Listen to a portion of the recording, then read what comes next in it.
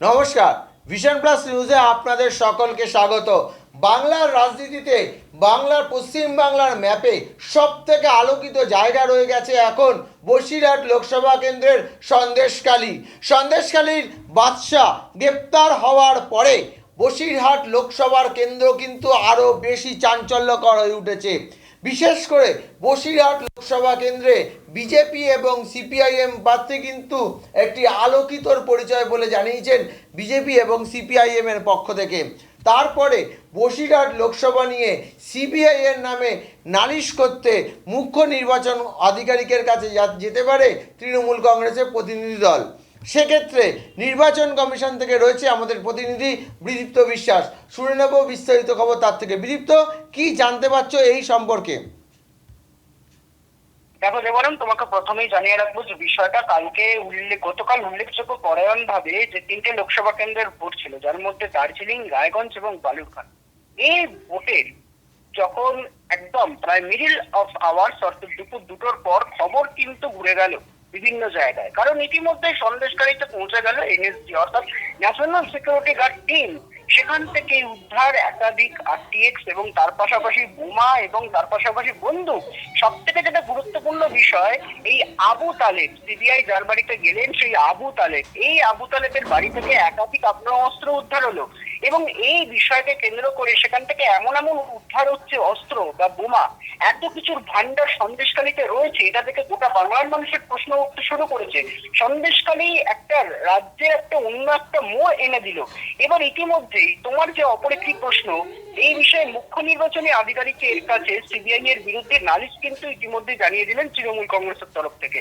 সেখানে তারা বলছেন সন্দেশখালীর ঘটনায় সিবিআই এর ভূমিকা নিয়ে প্রশ্ন তুলে অভিযোগ কিন্তু তৃণমূলের। আজকে তারা মেল মারফত এই অভিযোগ করেন এবং ইতিমধ্যে সন্দেশখালীতে সিবিআই এর নীতিহীন রেড নিয়ে প্রশ্ন তুলল কিন্তু কার্যত তৃণমূল। কারণ ভোটের মুখে সেখানে কেন্দ্রীয় তদন্তকারী সংস্থাগুলি যারা রয়েছেন তারা এতটা সক্রিয় পরিমাণ গুরুত্বপূর্ণ ভূমিকা পালন করছেন সেখানে। এবং ইতিমধ্যে নির্বাচনের দিন তৃণমূল কংগ্রেসের ভাবমূর্তিকে কলঙ্কিত করার চেষ্টা সিবিআই এর বিরুদ্ধে, এই অভিযোগও কিন্তু তোলেন এই কমপ্লেন লেটারে তৃণমূল কংগ্রেস নির্বাচনী আধিকারিকের কাছে। তার পাশাপাশি আরেকটি যেটা গুরুত্বপূর্ণ বিষয়, সিবিআই কে নির্দিষ্ট গাইডলাইন মেনে কাজ করার নির্দেশ দেওয়ার দাবি মুখ্য নির্বাচনী আধিকারিকের দপ্তরকে জানালো তৃণমূল কংগ্রেসের তরফ থেকে। সন্দেশখালীর ঘটনাতে সিবিআই ও এনএসজি অর্থাৎ ন্যাশনাল সিকিউরিটি গার্ড পরিকল্পিত অভিযান বলে অভিযোগ তৃণমূলের। আমরা যদি সকালের দিকে লক্ষ্য করি, আর সেক্ষেত্রে দাঁড়িয়ে কিন্তু তৃণমূলের মুখপাত্র যিনি রয়েছেন কুণাল ঘোষ, তিনিও কিন্তু বলছেন যে সন্দেশখালীর এই পুরো যে বিষয়, এই বিষয়টা নিয়ে কিন্তু পুরো একটা নাটকীয় মোড়। তার বিশ্বাস সন্দেশখালীতে এই ধরনের কিছু ঘটনা ঘটতেই পারে না। সন্দেশখালীতে এই ধরনের ঘটনার পরিবর্তে তাহলে এই ক্ষেত্রে যদি ধরতে হয়, তাহলে বিদিত এক মিনিট, যদি এই ক্ষেত্রে ধরতে হয় সন্দেশখালী কিছু ঘটতে পারে না যদি কুণালবাবু জানায়, তাহলে কাল যে অস্ত্র উদ্ধার, বিদেশি অস্ত্র উদ্ধার হয়েছে, এটি কি পুরোপুরি অস্বীকার করছে কুণাল ঘোষরা? একদমই। সেক্ষেত্রে দাঁড়িয়ে যে সত্যিটা মানে এই কোন সত্য তারা উন্মোচন করতে চাইছেন না, সন্দেশখালীর মধ্যে এখনো কোন রহস্য লুকিয়ে আছে যেখানে এত বিপুল পরিমাণে অস্ত্র উদ্ধার হচ্ছে, যেখানে বোমা এবং আরডিএক্স কি কারণে নামানো হলো এনএসটি টিমকে অর্থাৎ ন্যাশনাল সিকিউরিটি গার্ড টিমকে, এটা কিন্তু একটা প্রশ্নের মুখে উঠছে। সেক্ষেত্রে দাঁড়িয়ে সন্দেশখালীর বেতাজ বাচ্চা শেখ শাহজাহান, এই শেখ শাহজাহানের ঘনিষ্ঠ যারা রয়েছেন সেখান থেকে ব্যাপক পরিমাণে যে পিস্তল বোমা উদ্ধার হয়েছে। এবং শুধু এখানেই শেষ না, তার পাশাপাশি এমন একটা অস্ত্র উদ্ধার হয়েছে যেটা কিনা মার্কিন যুক্তরাষ্ট্র থেকে আনা, তাতে এর কারণে প্রমাণ হয়ে যাচ্ছে।